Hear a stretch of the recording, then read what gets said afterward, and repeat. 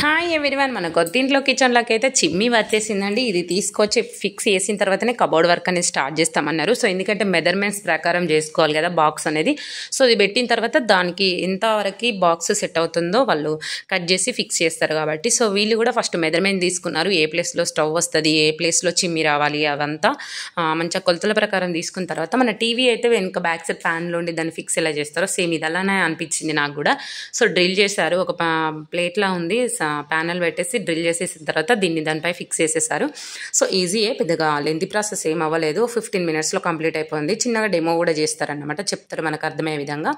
అయితే ఇంకా మనకి ఇది వచ్చేసి బ్లో హార్ట్ అనమాట. సో ఇది ట్రెండింగ్లో ఉన్న కంపెనీ, మనకి రీజనబుల్ ప్రైస్ అండి. మాకు వచ్చేసి దీనికి వచ్చిన ఖర్చు 15,000 దాకా అయిందండి. మనకి ఇందులో వచ్చే పైప్ ఉంటుంది, అది మాత్రం కొద్దిగా నార్మల్ పైప్ వచ్చిందన్నమాట. సో మీకు ఇప్పుడు చూపిస్తాను చూడండి. అయితే ఇంకొకటి ఏంటంటే, ఖచ్చితంగా చిమ్మి అవసరమా అంటే అవసరమేనండి. కబోర్డ్ పెట్టుకున్నప్పుడు జిడ్ అనేది మన టైల్స్కి ఎట్లా పడుతుంది, ఆ ప్లేస్లో మనకి కబోర్డ్ వచ్చినప్పుడు దానికి కూడా అంతే పడుతుంది కదా. సో ఖచ్చితంగా ఇది ఉంటే ఏమవుతుంది అంటే, వాటిని మనం అంతా మెయింటైన్ చేయాల్సిన అవసరం ఉండదు. ఊకే మనం స్క్రబ్ చేయాల్సిన అవసరం ఉండదు కాబట్టి, సో మనకి ఇది జిడ్డు పట్టకుండా ఉంచుతుంది కాబట్టి ఖచ్చితంగా పెట్టుకోవాల్సిందే. మనం అద్దనుకున్నా నచ్చకపోయినా తప్పదనమాట. నేను ఇందాక చెప్పిన పైప్ అదండి, క్వాలిటీ లెస్. సో మనం కొద్దిగా క్వాలిటీది వేసుకుంటే దీనికి వచ్చేసి 1200 ఖర్చు అవుతుంది దానికి ఎక్స్ట్రా దీనికి అన్నమాట. సో ఇది మనకి 1200లో అవుతుంది. దీని కొద్దిగా మనకి గ్యాప్ ఎక్కువ ఉంది కదా చిమ్మికి హోల్కి. సో అందుకనేసి నేను కిచెన్లో ఒక 2-3 మిస్టేక్స్ చేస్తానండి. అవి ఏంటన్నది మీకు ఇల్లంతా అయిపోయాక చెప్తాను. అట్లా మీరు కూడా అస్సలు చేయకండి. సో కొన్ని మనం అనుకుంటాం, కట్టిన తర్వాత తీరా మొత్తం ప్లాప్ అయిపోతాయి, అట్లాంటివి కూడా ఉంటాయండి ఇంటి నిర్మాణంలో. సో దీన్ని కూడా హౌల్లో ఫిక్స్ చేసేసి చిమ్మికి ఫిక్స్ చేశారు. దానికి వచ్చిన క్వాలిటీ ఇది ఏంటంటే మరీ పతలాగా ఉంది.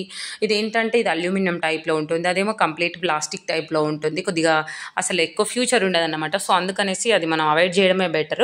నా ఫీల్ ఏంటంటే, కంపెనీ మంచిది కాబట్టి పైపు కూడా కొద్దిగా మంచిది ఇస్తే బాగుండు అనిపించింది. సో దీన్ని ఆపరేటింగ్ అంతా తను ఎలా చేయడమో కూడా చూపించాడు. ఇప్పుడు మీరు చూసేయండి. ఇలా అంటే ఆన్ అయిపోయి మేడం, మీకు ఇలా 1 స్పీడ్ ఉందా, ఈ 1 స్పీడ్ వచ్చేసి ఉడకబెట్టే ఐటమ్, పాలు కానీ గుడ్డు కానీ రైస్ కానీ 1 స్పీడ్. ఓకే, మళ్ళీ ఇలాంటి సెకండ్ వస్తుంది. సెకండ్ వచ్చేసి కర్రీ ఐటమ్, కర్రీస్కి ఏదైనా సెకండ్. థర్డ్ వన్ వచ్చేసి కంప్లీట్ డీప్ ఫ్రై, మిర్చీలు, బజ్జీలు, పూరీలు, చపాతీలు 3 మేడం. దీన్ని ఇలా 2 టైమ్ అంటే సిస్టమ్ మొత్తం ఆఫ్ అయిపోతుంది. ఇది సెన్సార్ సిస్టమ్, మనం ముట్టకున్నా పని అయిపోయింది. మాన్యువల్కి వెళ్తే పవర్ ఆన్ అయితే 1 స్పీడ్, 1 వచ్చేసి ఉడకబెట్టే ఐటమ్, సెకండ్ వచ్చేసి కర్రీస్, థర్డ్ వన్ వచ్చేసి కంప్లీట్ డీప్ ఫ్రై ఐటమ్. దీన్ని 2 టైమ్స్ వచ్చేసి సిస్టమ్ మొత్తం ఆఫ్ అయిపోతుంది. ఇప్పుడు ఎగ్జాంపుల్ మనం చిమ్ని పెట్టుకుని ఒక 1 month అవుతుంది, దీన్ని మనం క్లీన్ చేసుకోవాలి. రేపు పొద్దున క్లీన్ చేద్దామన్న రోజు నైట్ ఈ ఆటో క్లీన్ పడి ఉందా మేడం, దీన్ని టచ్ చేసి పట్టుకోండి. విధానం పట్టుకుంటే మీకు 6 minutes టైం వస్తాయి. ఈ ఆటోమేటిక్ 6, 5, 0కి వెళ్ళిపోతాయి, డౌన్ అయిపోతాయి. 0కి వెళ్ళిపోయిన తర్వాత ఇక్కడ మెయిన్ స్విచ్ బంద్ చేసి రేపు మార్నింగ్ వేయండి. ఎందుకంటే లోపల ఉన్న ఆయిల్ హీట్ అయ్యి మొత్తం మీకు ఆయిల్ వస్తుంది. దీని విధంగా లాగేసేయండి. దీనికి ఏమైనా ఆయిల్ పడితే తీసి వాష్ చేసుకోండి. ఇది ఒకటి. ఇది మొత్తం జాలి జిడ్డు పట్టుకుంటాం మీకు, దాని దగ్గర చెల్లి ఈ ఆయిల్తోనే ఇట్లాంటి వస్తుంది మీకు. ఇది తీసి హాట్ వాటర్ వేసి సర్ఫేసి వాష్ చేసుకోండి. దీన్ని చుట్టూ కూడా జిడ్డు పడుతుంది. అప్పుడప్పుడు కొన్ని లాంటి స్ప్రే లాంటివి కొట్టేసి స్క్రబ్ తో క్లీన్ చేసుకోండి, గ్రీన్ కలర్ స్క్రబ్ తో. మళ్ళీ దీనికి ఈ విధంగా పెట్టేసి లాక్ చేసుకోండి. Okay madam. భయ్యా చిమ్నీ నికాల్తే అయితే. ఇదండి మన చిమ్మి వీడియో. కమెంట్ బాక్స్లో ఎలా ఉందో కమెంట్ చేయండి. మన ఛానల్ ఎవరైనా సబ్స్క్రైబ్ చేయని వాళ్ళంటే సబ్స్క్రైబ్ చేసుకోండి.